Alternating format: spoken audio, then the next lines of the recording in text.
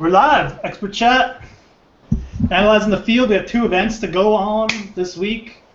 Pretty excited. I like both these events. Can't hate on the Olympics too much. And then the John Deere, nice full field event with some interesting names. Obviously weaker field this year, but lots going on for DFS. Anyways, how you doing, Steve?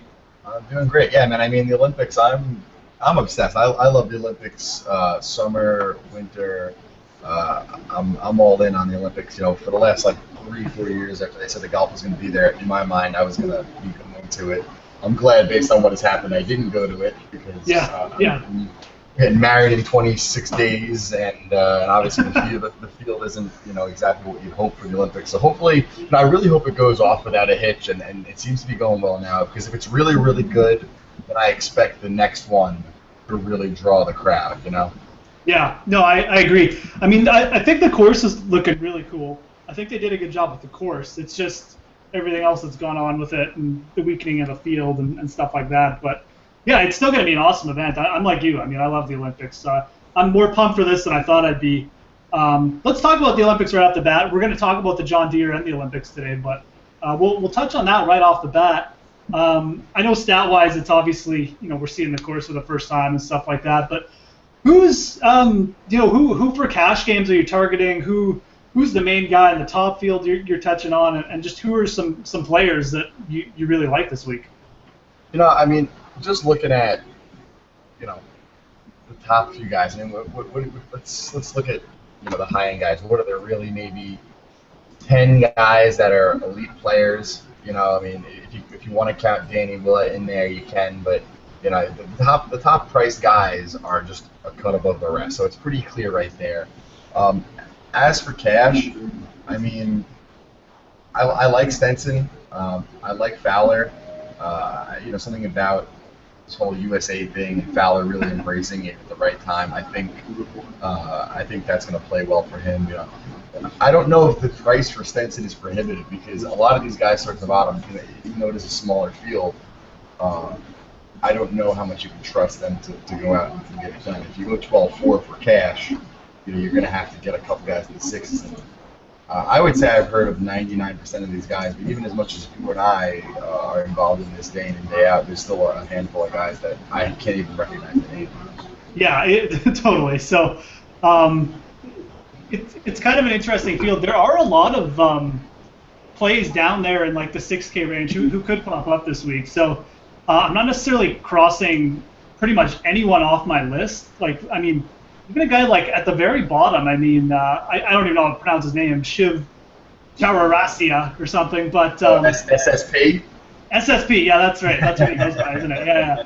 But, I mean, this guy's won the Indian Open. He's been around on the Asian Tour for a while. I mean, in a 60-man event, he can finish in the top 30, and he can let you stack some of the other top players. So, really everyone is in play. Like you said, I mean, I'm not going to pretend like I know...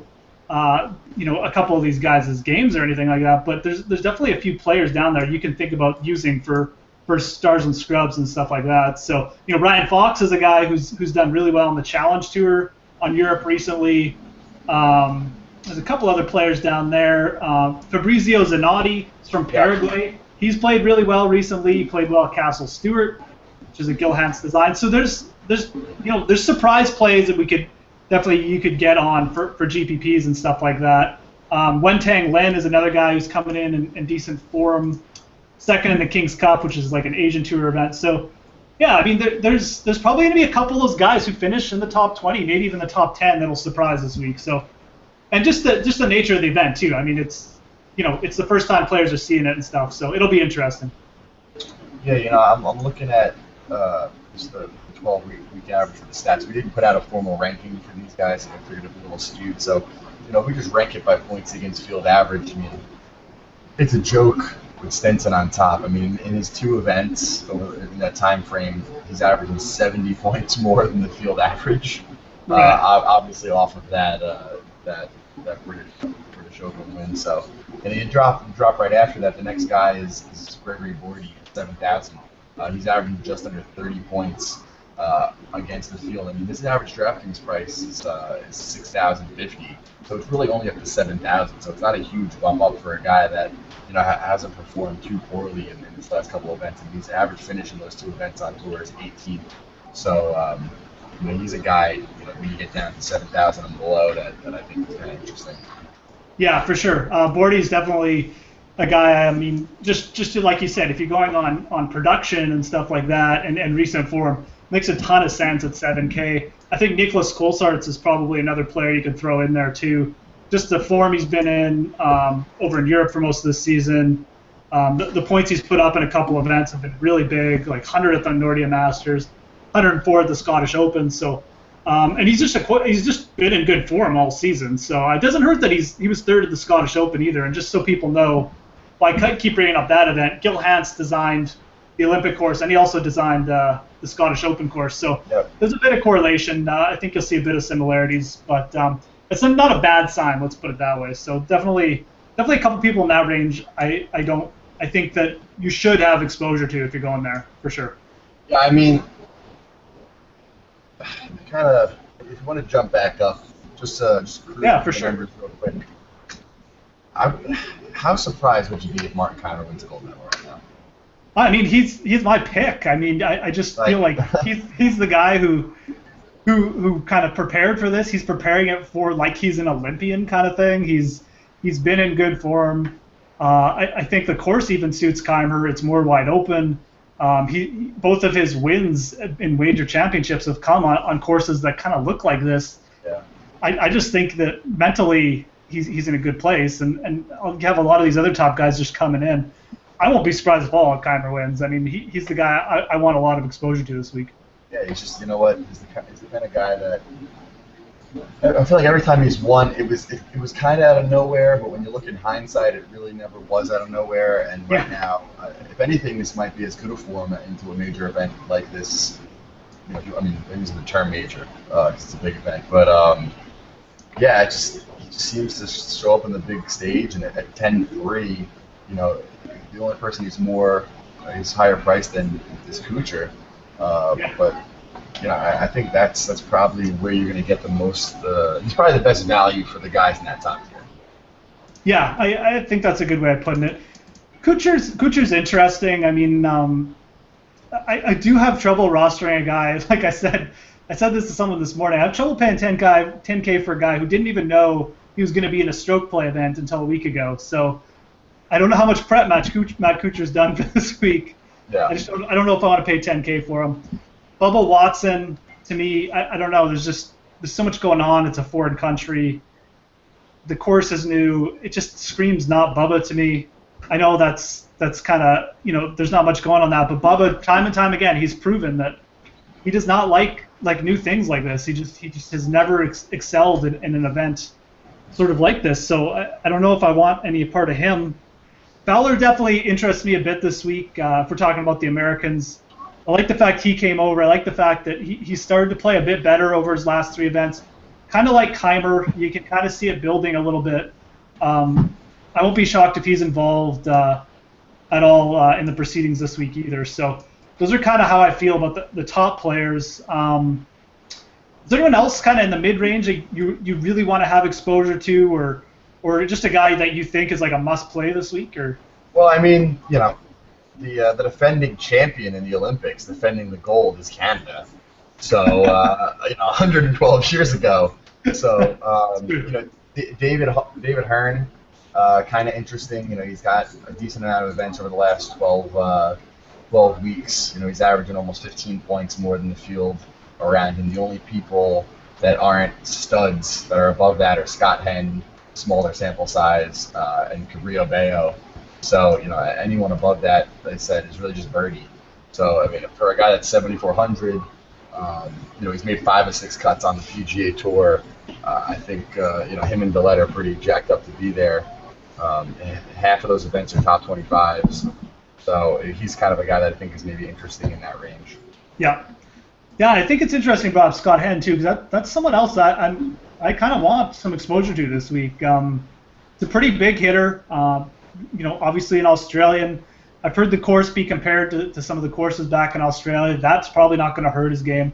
I just feel like too he's gonna be able to take advantage of some maybe the openness of this course as well. And he's just played well all year. So like for tournaments, I think he's a really good target. A guy who can put up a big total. Maybe he doesn't hold on to win, but like a top 5 or something, I could definitely see in this field and on this course. So that's another player I kind of like. I mean, his production has been good for fantasy-wise all year. So I think Scott Henn is interesting too. If you want a real GPP pick this week, though, Thorbjorn Olesen is definitely a talented player. I know he's coming in here off the back of 4 straight missed cuts.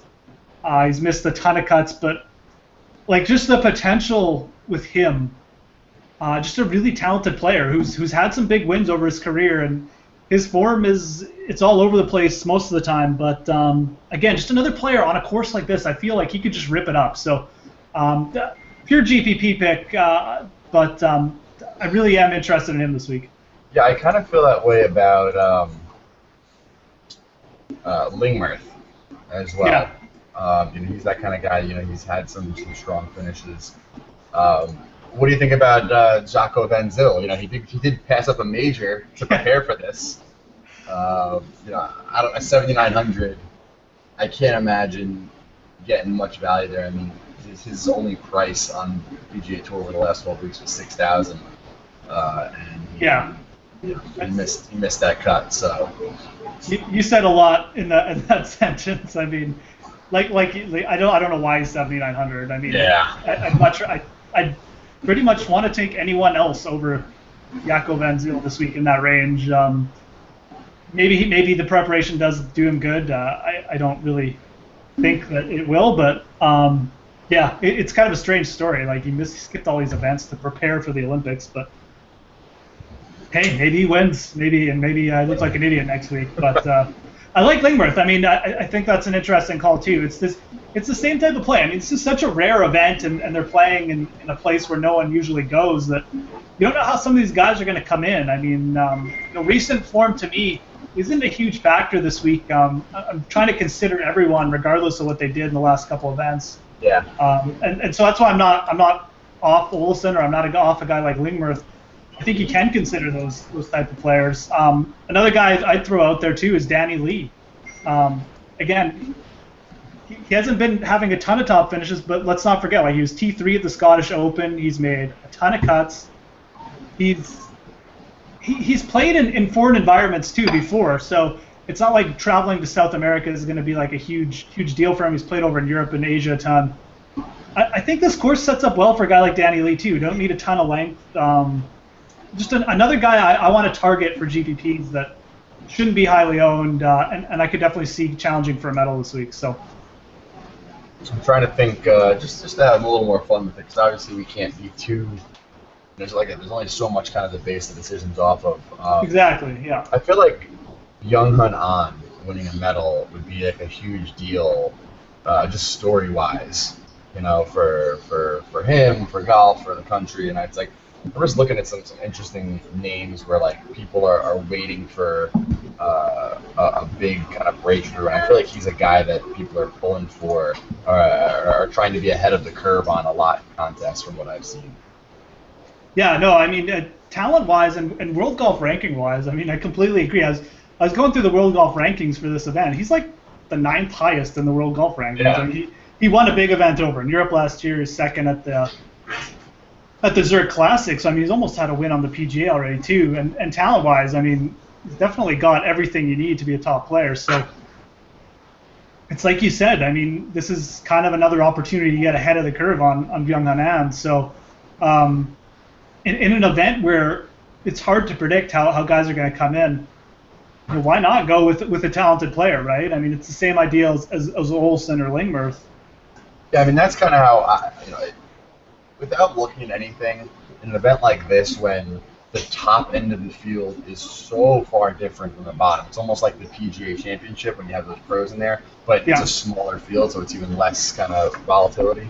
The way I look at it is try and get as many of those main top guys in price-wise, and then fill it in with how you would kind of round it out. If that means going with maybe 2 or 3 of the lower 10,000 guys, like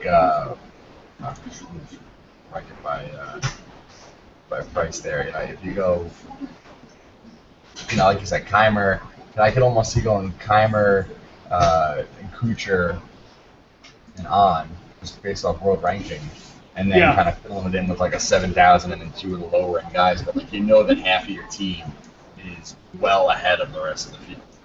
Yeah, completely. I mean, I think that going a little more balanced and not going like superstars and scrubs is a good way, because I know when I was doing my write-up, I feel like the real value, like the real sort of meat of the field is between probably like maybe even all the way down to 66 up to like 9K kind of thing. So I just feel like there's a ton of talent in that range for sure.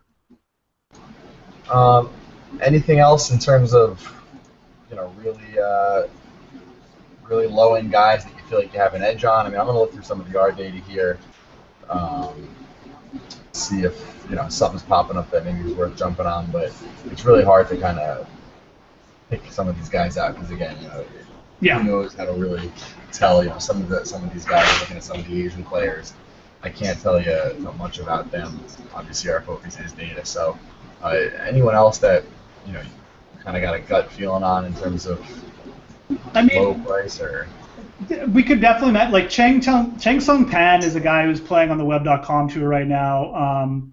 He's had a really good run on the Web.com too. I think he's finished in the top 20 in his last 6 events. He like a second place, like a 5th or something. So again, just a talented player who's been on a good run lately. At 6,600, definitely don't hate him.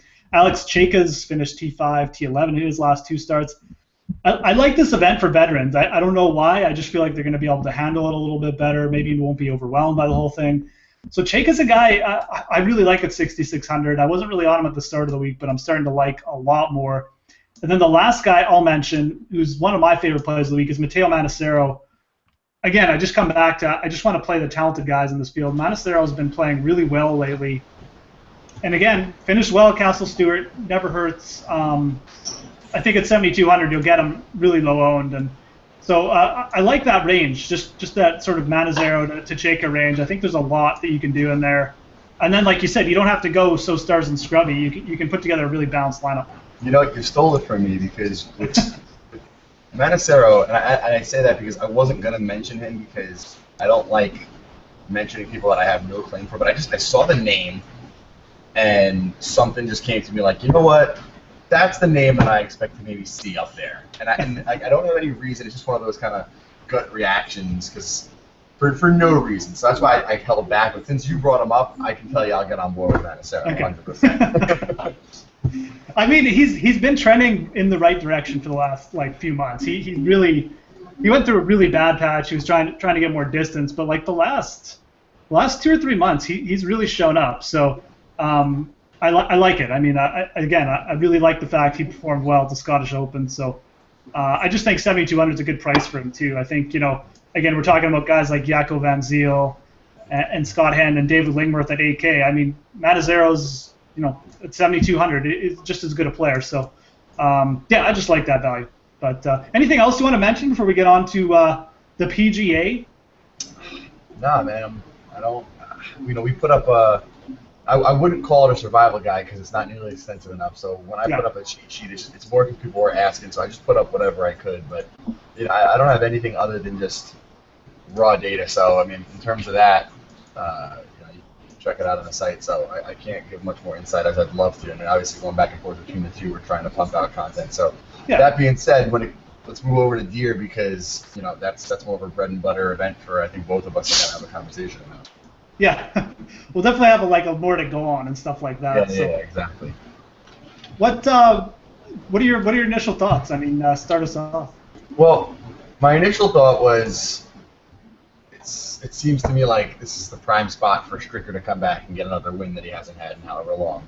Right. I don't think that that comment surprises anyone by any means. But then I knew it was good, but I looked back at the event history by year, and Zach Johnson hasn't finished worse than third in 5 years.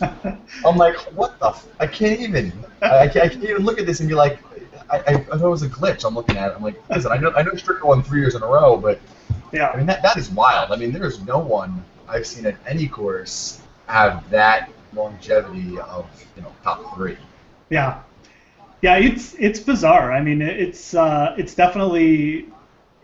I'd harken back to Tiger at like Bay Hill or something, but I don't even know if Tiger's that good. Like it's pretty unique. I mean, part of it's obviously the weak field, but part of it is just Zach Johnson on a course where you don't have to hit long, you just have to hit the ball in the fairway every time, and then hit the green and try and get the ball as close to the hole. And I mean, it's just such a simple course, and he's got such a simple game. It just fits for him, and part of it is he can draw the ball in well at this course, and I don't know. I won't get too much more into it. I mean, it's just, the guy's just is money here. He's 13K this week. He should probably be 14 and a half or something, but 13K is still very playable, and I do think there's guys in this field down below you can pair with him. So, I don't think you have to play him in cash games. I think you can go and make a more balanced lineup. That being said, I don't think it's like a bad idea to just start off with him in a cash game because, like I said, I think there's enough value at other parts so you can go that way. Yeah, that's the thing. I would agree. I mean, at 13,000, it's not prohibitive, but it's you're really wagering a lot to get. The form has been decent. I mean, kind of 2 average finishes at PGA and Travelers, but before that, 12, 10 to 8, 17. So the thing is, he's on form, coming to a place he likes. Listen, I expect Zach Johnson to finish no worse than 10. I haven't even looked at the odds. Yeah. I imagine he's even money to finish top 10 in that range. Yeah, he might. I mean, he's 7-1 or around there, or maybe even 6-1 to win. So, yeah, he's right, probably. He might not even be even money. He might be like a favorite. So, he's right around that range. I would totally agree with you. I'd be shocked if he finished worse than T10 this week. He's been playing solidly. He's played solidly at the majors. He's, the Travelers, whatever. I mean, he still had 4 decent rounds. Not like he was going off the grid or anything. So. My biggest shock is on a guy that I've loved this year, but 10,600, Daniel Summerhays. I mean, I get it. I get the field. I get what we're seeing here, but that's a lot of money to invest in a guy that's not because it's not going to surprise me if he misses the cut. I mean, if he was 9,000, I would say give me all the Daniel Summerhays, but. Listen, he's got back-to-back really strong finishes at PGA and Travelers, but he just missed the cut at RBC, so it's not like, it's tough for me. Other than that, I get the prices for everyone up. I mean, Gary Woodland and up, I don't mind, but Summerhays is kind of, I mean, even John Rahm, who, is ridiculous price, but I get it more than, Summerhays. Than Summerhays, yeah. Yeah, I think I can kind of get on board with that. I mean, he has played well, but it's still like a big price. You're right. I mean, he's definitely getting buoyed by the fact that he's got the good course history, or he's had 3 good years here, and then just the top finishes in the major people see him at. So he's getting pumped up a little bit. I agree. It's probably a little bit too much. I'd personally take Na over him in that range. I think it's a great setup for Na. He hasn't played here that much, so the course history doesn't shine through. But I think that's what's going to keep his ownership down. And that's probably what kept his price down. I mean, really, if you look at this, I mean, I would say Kevin Na should definitely be more than Summerhays. Should probably be more than John Rahm, too. I know John Rahm's putting up huge point totals, but just, with the limited sample size, I mean, Kevin Na is probably, to me, should be the 3rd favorite here. So I know he doesn't win that much, but just production-wise and what he's done, I would take Na in the spot. I think it's an interesting. I won't be shocked if he wins either. So that's kind of the guy I like in that range. I mean, obviously Ryan Moore had an okay week. I'm not really interested in paying up 10,300 though for Ryan Moore. He always plays well with the Travelers, and he didn't even top 10 last week. So which is bad for him at the Travelers. I mean, the Travelers is like his John Deere, like Zach Johnson plays at the John Deere. So the fact he didn't play that great last week kind of scares me for this week. And then Gary Woodland at 10,000. I don't know. I mean, I was on Woodland last week. I just don't know if he's got the wedge game and like the control with his irons to score enough here. Everything else is good. It seems like he's putting okay. I mean, he had a bit of a poor putting stretch last week, but I don't know. I just don't know if I want to pay up for $10K for Gary Woodland on the scores. Yeah, I mean, he dropped down in ranks. I mean, the top 3 guys that we have ranked based off the model are the top 3 guys in price, and then more nah. Those guys are still up there. Gary Woodland drops down. We have him ranked 11th. Which, right. Considering he's 10,000 in this kind of field, you might have expected him to be a little higher. So, not as exciting. So, I'm trying to see. What do you think about Wesley Bryan? Oh, the funny thing is, if I was gonna expect Wesley Bryan to like win a PGA Tour event, this is the one I would almost pick. Yeah. If you give me one PGA Tour event to say, Wesley Bryan, where's he gonna win? I'd actually probably pick this one. So, because you need to sink putts here, and it's not really like off the tee doesn't really matter that much. I don't know. I mean, so I don't really hate it at 9,700. I wish he was at 9,700. I wish he was like 8,700, but I guess it's just the price I don't like. I don't really not like the setup or the form. I mean, I'd probably take him over Woodland at that price. I mean, I don't know. What are your thoughts? Yeah, I can agree with that. I don't know that I love him, but if you're going to compare him to Woodland, I would definitely agree there. I mean, I'm looking at the numbers I have from his last 6 events on the Web.com tour. He's in this field for guys that have played on the Web or Euro Tour. He's tops in putts per round, which I know it's kind of a flawed stat, but it's all we got. 27.4 putts per round, averaging just under 30% birdie or better. So that tells me that, at a course where sometimes you got to go to 22, 24 under, that mindset that you have on the Web.com tour does fit, this course. It doesn't always, at a course where 8 under, 12 under is going to win. That's where I think he needs to be a little more seasoned. But it's a sprint year. It's a long sprint, which makes no sense. But you know what I mean. You know what I'm trying to say there. Yeah, you got to get you can't afford like a 71 or a 72. You got to at least start off with 3 or 4 under and put in one big round kind of to get up there. So, but yeah, I mean on Wesley Bryan, I don't love the price. I'm kind of like you. I don't love the price, but I don't hate the setup for him either. So let's move down. What about the guy who really saved me last week, Robert Garrigus? Yeah, I was happy because I saw him. I mean, I actually didn't play any lineups myself. I was so busy and everything. And I got home on Wednesday and I'm like, well, I didn't submit anything from the Jersey side and I can't do it now. So in my mind, I have all this stuff ready, and then. But I ended up talking to Bobby. He put in a bunch of lineups. So, yeah, but when I saw Garrick, I was like, there we go. That's what I think we expected to finally kind of happen based on the form. So I can get behind Garrick again at 9,000. He's ranked 11th in PGAP, averaging just over 11 points more than someone priced at 9,000. So even in a field where everyone's price is somewhat inflated, he's been outperforming his price. So that's one of the reasons I can definitely kind of keep on that train. Yeah, I think I agree 100%. At the start of the week, I saw his odds are down to like around 50 to 1, 55 to 1. The price is high, but when you start to look at the rest of the field and the rate he makes birdies at and his proximity with his irons lately, I think he's a bargain. I really do think he's in a good spot here. He was a putt or two away from winning last week. I mean, I know people talk about Russell Henley blowing up, and that hurt me a lot. But Robert Garrigus was in a spot to win too. I mean, he had like 15, 20 feet for birdie on 16. Then he hit it on the water 17, got in at 11. But if he doesn't hit it on the water on 17, he might have a birdie putt on 18 to get to 14 or something. Like it was that close. I mean, he was giving himself chances. So, with him, it's kind of the opposite of Wesley Bryan. He's got to get a hot putter. But if he sinks a few putts early and he gets off to a good start, look out. I just like the price for DFS. I think you're bang on. He's just been outproducing his his um, his salary so much, and like I said, relative to the field, he doesn't look overpriced to me. So definitely a player I'd want some of. And if we're getting to that range, like the 8 to 9,000 range, a guy that I know we've kind of been back and forth on a lot all year, and he hasn't hit as consistently as we'd like, and that's Chris Stroud. But when you look at it now, he has made 5 or 6 cuts.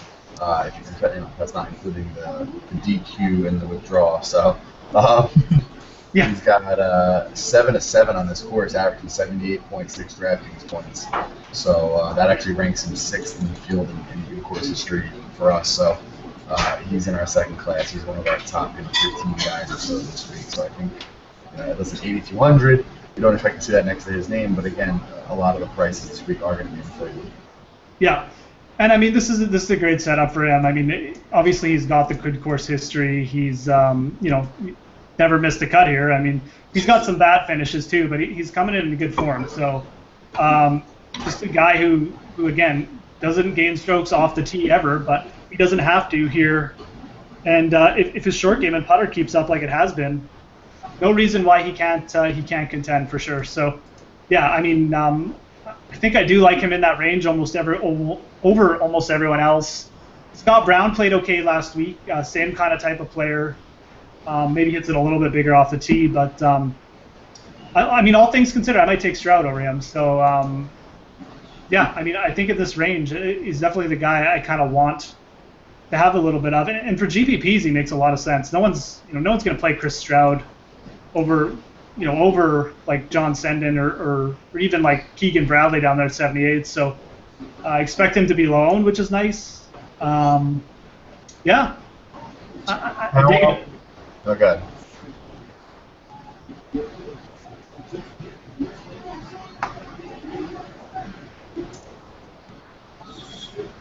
All right, so I got a guy to kind of ask about. One of the things I was looking at when we looked at our ranks was, the price. Who was really high priced that ranked down? Because in a field like this, when like I said, with the way the prices are inflated, it's more likely that a guy at a relatively high price point for our model is going to end up down low. And I always like talking about sometimes the faults of the way our model works. And the lowest ranked guy that is up there in price for us is Jerry Kelly. Right. I think it's probably indicative of a larger sample size, but obviously coming off a second last week, and he is 6 of 7 on this course. I think it's maybe a little bit misleading for how low he is in our model. How do you feel about him coming off that performance last week? Yeah, he's played well the last couple events. Like he played well in Canada too. So, like I don't. Like you see Jerry Kelly like 33 to 1 in a PGA Tour event, you're like pass, Yeah. like 9,700 pass. But this is such a basic course, and it's such a good course for guys who just don't do much off the tee, but gain so many strokes with approaches and putter when they're playing well. And I mean, when Jerry Kelly's playing well, his whole game is that he hits. He's good with proximity. He's good with keeping in the fairway and sinking a few putts. So I don't know. It's Wesley Bryan, Jerry Kelly. It's such different ends of the spectrum. I would probably take Kelly here. I mean, we saw what a guy like Tom Gillis did last year, almost winning this event. I mean, I know he's like 49, but it just doesn't matter at this course. It just does not matter. I mean, it's such a basic course for these guys off the tee that you could hit it 250 every tee, and still probably he could finish 10, 12 under. So I kind of like it. I mean, I think he will contend this week. I won't be shocked if he's in it. Yeah, it was interesting, especially that you said that off the tee, because it took a little longer for us to put out our key stats because we do all this regression analysis, we see what's won, we look at all these different things, and it was tough to kind of make some things see them differentiate from another. Like it was kind of just like all around everything works, So yeah, when we dug in a little deeper, it was interesting to me that when we ran the regression to DraftKings points, that the yardage gap that actually came up was more than 200 yards, and I thought that was kind of weird because normally it's never the case. But I just wonder if maybe it came up because the rest of them were just so similar that you couldn't differentiate. That the only way to differentiate yourself was from that distance. Right. So there aren't going to be so many approaches from there. Maybe a couple of par fives is where the thought process is. So when I see greater than 200 come up, it kind of raises my eye because normally you'll see it from 125, 150, 150, 175 places where people will score more from. Greater than 200, I think most guys are looking to put it to 20, 25 feet, take their par, but for whatever reason, there's a strong correlation between proximity in that range and DraftKings points. Yeah, that's interesting, and I think like that's an interesting take on why it's coming up too, because I think that makes a ton of sense on the scores. It's just everyone's from the same distance and stuff like that. So yeah, and I mean it definitely probably can gain strokes on the par fives from over 200 yards. So maybe that favors a guy like Garrigus or someone who's a bit better with the longer irons. But yeah, that's interesting. Yeah, if you saw the snapshot we put up, we do that with like the yardage.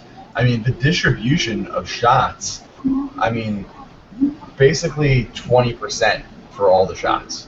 Like, normally 1 yardage gap will have like a larger percentage of the shots, but 125 to 150 over the last 10 years, 20% of approaches came from there. Yeah. 150 to 175, 19%. Right. 200, 19%. Yeah. 200 yards, 20%. Like, there was no yardage where a majority of the shots came from. It was a pretty equal distribution. So yeah. Yeah. Everyone's just doing the same thing off the tee. They're just all heading to the same place, and that's it just comes down to your irons and your putter. I mean, that seems to be what this course is about. I mean, I know when I've watched in the past, it seems like everyone's always in the fairway, and they have like a fairly standard shot to the green, so it's just whoever's hitting it closer. So yeah, that makes sense. I gotta mention this. Did you see the video PGA Tour's account put up of Stricker hitting that approach on 18 from the bunker, or no? I did not. So yeah, a couple years back, one of the years he won. Go check it out. I commented on it because I think that shot doesn't get any type of credit. Like, he's on a downhill, like way below his feet. Like, his feet are basically like in the edge of the bunker, and he hits like a low draw over the water to a back pin on 18. And I'm just like, my comment was, if this is Tiger, this is like one of those shots that's played over and over for years. But it's Steve Stricker at the John Deere, so no one cares. But it's really one of the great shots, given the moment at the end. So if you happen to take a second to check it out, it's pretty ridiculous. I mean, to even think about attempting the shot was like daunting. It kind of makes me think Ben Abbey, but like I think this is harder. So. Yeah. Okay. I'm actually looking at it right now because I remember this shot and I remember watching this actually. Yeah, it is crazy, actually, because you forget there's that water on 18. Yeah. No, that is nuts. Yeah, below. It's like, how do you even... I feel like that's the kind of shot that, like, my buddy, he's like a 10 handicap, and he's never going to pull this off, but he wants to pull off the miracle shot, and he tops it in the water. Yeah. Like, a pro would never try and hit this. I forget the circumstances. Maybe he needed to, like, Well, it said, I mean, he nailed the birdie putt, and then he won, so, I mean... Mm-hmm. So maybe he knew he needed birdie, so he didn't really care. That's one thing I forgot, but still, like, ridiculous. Yeah, that is risky, though. I mean, right? Yeah, no, that is. No, I do remember watching that, though. Yeah, that's interesting. Yeah, that 18 hole is actually kind of interesting because it's got that water on the left, so it's probably one of the most. I think it's one of the hardest holes. I think it might actually be the hardest hole on this course. Yeah. The 18th. So let's. Who else? Who else are you really targeting this week? Like value-wise. Kind of below AK, who are the guys you want to target for cash or GPP or just anyone in general? Is there like one guy or is there just like a handful? Yeah, there's a couple guys. I mean, the top two priced guys, they're ranked right next to each other towards the bottom of our second class that are under 8,000. Alex Prue at 6,700. He's made 3 straight cuts, both on tour and at this course. He's in the top 30 of recent form key stats course history for us. He's ranked second in PGAP, only behind Troy Madison. He's averaging 19.3 points more than someone priced at 6,700. Spencer Levine, 6 to 7 cuts, 4 or 4 at this course. So we gave a little extra weight this week to course history because it's just one of those courses where like it's very clear that certain guys really do well here and certain guys, maybe not so much. So when we see that and we see there's so many guys that have a ridiculously high, average of DraftKings points for a particular course or have always made the cut, we give a little nudge there because it seems to matter via course fit. So a couple of those guys that are showing up right there. Yeah, Alex Pru's interesting. He's had some really nice stretches on the PGA Tour. Like he's almost won a couple times. I generally want to say he's got a pretty strong wedge game when he's on, but he's really hot and cold. But if you get him when he's hot, like he can compete. I mean, I think he's got like 4 or 5 top 5 finishes. So I kind of like probably, that. He might be a guy I put a bet in. I mean, last week. Yeah. My big thing is I like being right more than I need to win the money. So I wish I would have put so much more money on Van Aswegen because I hit that top 10. I put $10 on it. I'm like 30 to 1, whatever, $10. So I'll probably just put like $10 on, say like Prue to finish top 10. It'll probably be close to the same kind of scenario. So yeah, exactly. No, I like that though. I mean, he's definitely, and the top 10's a great bet with Alex Prue too because I mean, like I said, he's got. When he's playing well, he's fully capable of top 10ing on the PGA Tour. Like he's done it numerous times, so I like it. Another guy in that same kind of vein, in that same price range, is Blaine Barber. That's kind of the guy I like this week. I mean, he ranked first in strokes gained putting last week. He's made, I want to say 5 or 6 straight cuts. He's made 5 straight cuts on tour now. 4 straight cuts. He's 5 of 6. So 6 or 7. So. 6 or 7. There you go. Okay, so I like it. Like this is a guy who in the web.com he won, and he's gone low a couple times. Really good putter when he's on. I just think this event is going to set up really well for him too. Should be coming in with some confidence. Like he went low a couple times at the Travelers. I just another guy. Like I don't have a ton of data on him. If you look at his stats, they don't really jump off the page at all. But again, you just look at his history, what he's done. I think this course is really going to suit him. It sucks you don't have course history with him, but I think if you look back over his playing history, this could really suit him well. I mean, if he brings the putter again like he did last week, yeah, just a guy in that range I'd really target this week. Yeah, man, listen, we got him ranked 16th.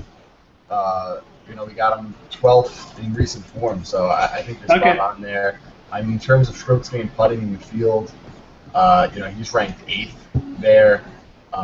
He's ranked, in some odd kind of stats, he's ranked 11th in par 3 scoring, par 5 scoring. He is, he's 18th. So, he's pretty much, for a guy at 6,600, the numbers are pretty strong. I mean, total greens and regulation, he's 19th in the field over the last 12 weeks. So, some of those, kind of major overlying stats, none of, the smaller ones that, are real key, but, the overarching stats, he's impressive enough to be in the top, 15, top 20 of these indicator stats that it's worth giving a look, especially at that price. Yeah, no, I mean, that's good to hear. I mean, it's this is easily his most consistent stretch, so you just got to think he might have found something with his game a little bit. So I just really think, again, I think he's going to fit this course really well. Obviously, you don't have the course history to go on, which sucks, but kind of an interesting play. There's a couple guys here too, just to take note of from a local perspective. Luke Guthrie, University of Illinois guy. He's got he's pretty strong strokes gained putting. He's pretty strong from proximity too. I won't be shocked if he shows up here. He's got a good course history. It's 5th tier 1 year. Let's say 3 or 4 cuts or something. But he's played well here. He's 14th, 27th, missed cut, 5th. So he's taken to the course. And another player who I think just sets up well. Scott Langley's another University of Illinois guy who's played well here.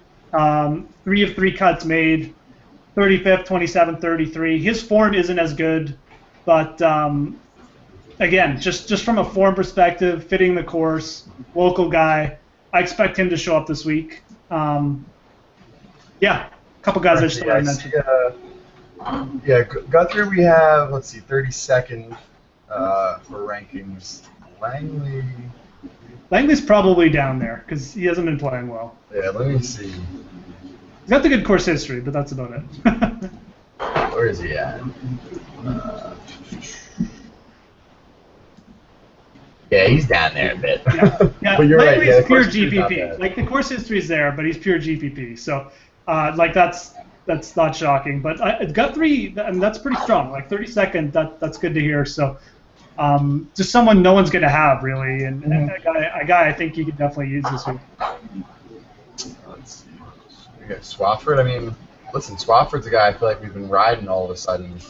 Yeah, there are some guys when the value just keeps presenting itself and they reward you. It's like I have no problem riding a guy until he bucks you. You know, if you want to just use the term, like it's I have no problem kind of just going with a guy that's been working. These guys, a lot of these guys that are lower end, if you want to consider, you want to call them that, they get hot and that's their MO. Like they're never a guy that's going to just kind of continually fight for top 10, but they're going to have a month or two where they make all their money. I mean, what's the statistic that in 10% of your events you make like 90% of the money for most of these pros, and that's kind of what he's on. He's 7 straight cuts. He's only 1 of 2 here, but again, he hasn't played enough. 1 of 2 doesn't really mean anything to me when a guy's in form. We haven't ranked 7th in the field in recent form, so. Yeah, I mean he's made. I got 7 straight in our sample size. I don't know if it was. I got 9 straight. Just looking at his tour card here, but So I mean, exactly. I'd continue to ride Hudson Swafford this week. I completely agree. He's just a solid all-around player who's playing decently. I mean, like you said, just ride him till the wheels fall off. I mean, he's only 8K this week, which in this field is not a lot. So yeah, definitely a guy I would target in that range for sure. Let's see who else. I kind of like Spencer Levine for the same reason. He when he gets on rolls, he tends to make a lot of cuts. I mean, I think he's made 6 or 7 now. He's only 7,400. You brought him up already. He's another player I would just ride this week. Yeah, he's literally sandwiched between Prue and Swafford in our rankings. Yeah. So yeah, exactly. We have him ranked 8th in course history form. 4 straight cuts here, averaging 81.5 points at this course. 24th in recent form, 14th in key stats. So, every week, when I do our Periscope, I always highlight the top 30 from those 3 categories, and usually like 5 to 6 people fit in there, and Spencer Levine, he fits in there. So, definitely a guy that kind of came in. I think you could probably do really strong with Levine, Swafford. You want to throw in Garrigus, guys like that. That's a solid kind of core that's not going to really throw you over the edge. You can get 1 or 2 high-priced guys, and then fill it out with a really low-priced guy and roll. Yeah, completely agree. There's some solid plays in that mid-pack there, like just under the top guys for sure. I guess we should mention some of these guys at the very bottom. Anyone really sticking out to you? It's way down there. I mean, the highest, the only guy under 6,000 that's up there a decent amount is Troy Madison. Okay. Iffy course history, 5 of 10 cuts, but that kind of guy. What can you say? I mean, he's got 2 events over the last 12 weeks.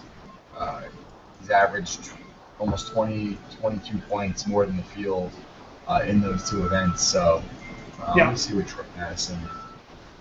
I'm guessing they were probably the Barracuda and the Barbasol, if I had to guess. 32nd in Barracuda, 62nd at Barbasol. So, not exactly stellar for weak shields, but in terms of bottom of the barrel, he's one of the only guys that hasn't missed a cut and hasn't laid. So I can say that. No, that makes sense. Gillis is 2 events. Going to average. Obviously, he's had a strong finish here. Yeah. The guys under 6,000. kind of like the opposite of last week, where everyone at 6,000 and below you can kind of like get excited about. Here. Yeah. You can do a lot better. Not so much. Yeah. Yeah, I agree. There's no one who really jumped off the page at me. I mean, Abraham Answer had a nice tournament last week. He kind of didn't finish very strong, but had a good first 3 rounds. I feel like it's so obvious when you see someone like Aaron Wise at 7,000 that the Vegas odds or popularity play into the pricing. Because 7,000 is not a lot, but for what? Like, he's got one event and he had 11.5 DraftKings points in it. So, I mean, he won on the Mackenzie Tour. He's last week or a couple weeks ago. He's just been on a roll. He's obviously a young player. Who's playing well. You guys have in Canada.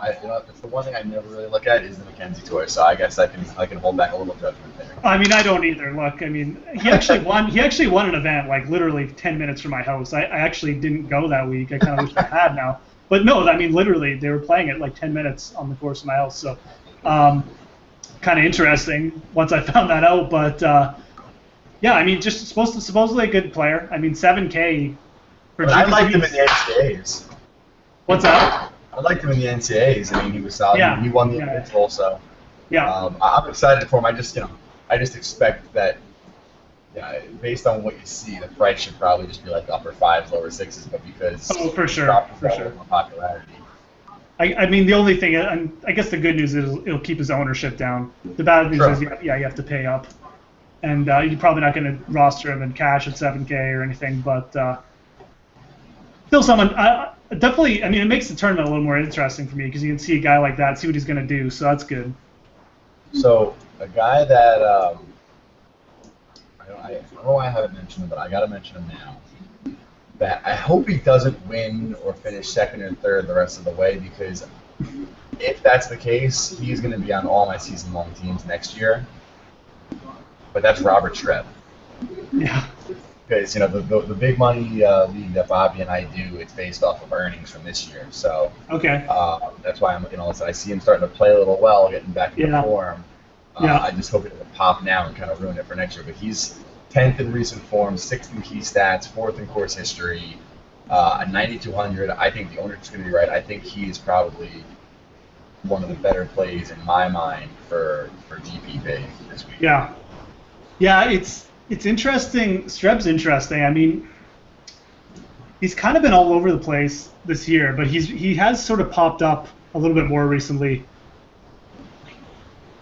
I don't know if I want to try. I'm kind of the same way. I don't want him to play well this week. I want him to play well later on. So he's a guy who struggles with the putter. I just wonder if he can sink enough putts on this course. I mean, proximity-wise and stuff, he's going to be there. It's just a matter of can Robert Streb get to 20 under here? I don't know. I mean, I think GPP-wise he does make sense. I don't think there'll be like a ton of players on him because he hasn't played a couple weeks. So.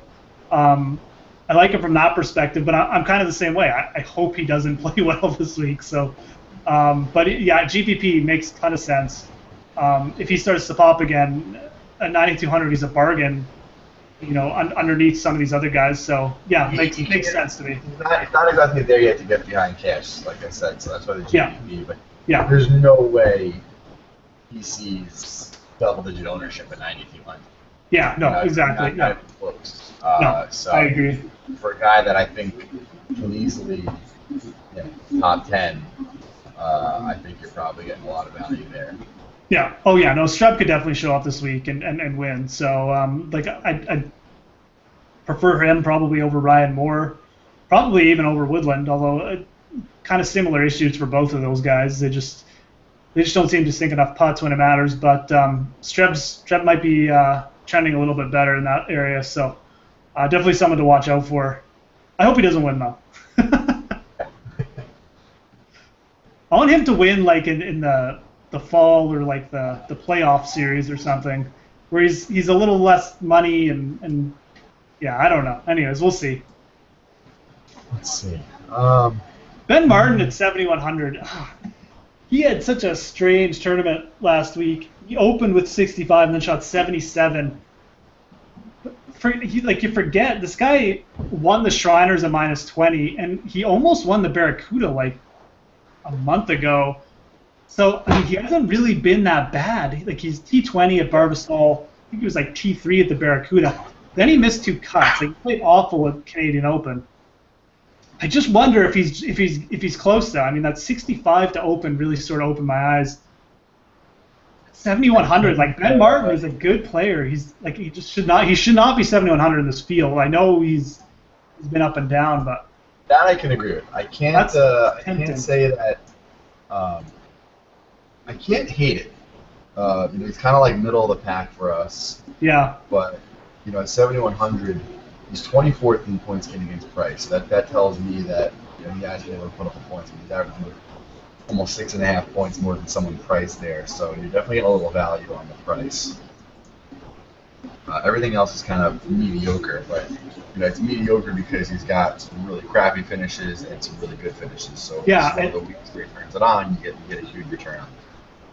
Yeah, and that's just it. I mean, he's got a lot of crappy finishes this year. Like he's played poorly in a lot of events, but then he's just a guy who just pops up, and I don't know. He might be getting close to putting those rounds together again, kind of like he did when he won. So I just feel like in this field, GPP 7,100, boom or bust. He makes a lot of sense.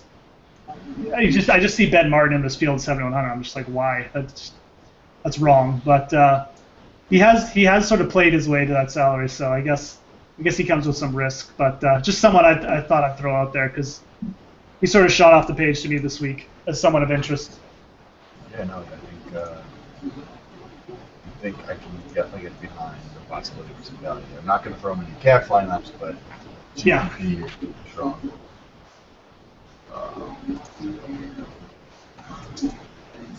Yeah, I know you've gotten me a little back into the betting, and I'm glad for that because last year before once when Bobby and I started working on this, betting is where I kind of live. Like I did the DraftKings a little bit here and there, then got into it fully with obviously with the site, but betting is kind of where I felt more comfortable making money. So and I didn't really focus on it at all because there was so much work to be done on the site. But now that we've gotten into a little groove, I'm kind of back into it. So I'm going to bring up 5 Dimes to kind of look at that. I think it's it's something that you and I don't really talk about as much, but I know it's something that you have interest in. So what are you looking at betting wise this week? Let's kind of bring that kind of conversation into play. Yeah, for sure. I mean, I'm gonna have a little bit on Martin. I mean, at the book I have, he's like 140 or something, and like I said, it's just for a guy who's proven he can pop off like some big rounds. I don't hate that at all. I'll have a little bit of money on Garrigus, although I don't love the odds, to be honest. Like maybe it's just after betting him at 150 and getting like top 10 odds on 15 to 1 in him last week and hitting with that.